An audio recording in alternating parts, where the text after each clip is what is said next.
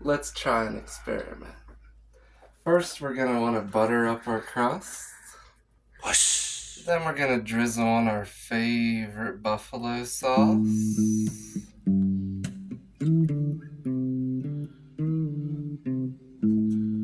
Then we're gonna spread that around, get it all mixed up real good. Add our favorite spices. I suggest a little onion, a little garlic. You can use the real thing if you have it at home. Add our pre-cooked chicken. Just put that around.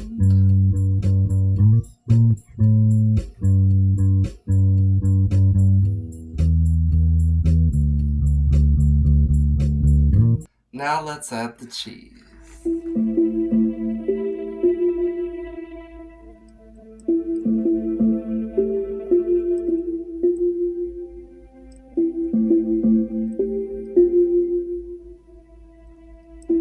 You're gonna put that in the oven for about 15 minutes. A little ranch for m'lady. Thanks for watching, guys. Remember to pound that like button, lightly touch the subscribe, and if you like the video, comment spicy down in the comment section.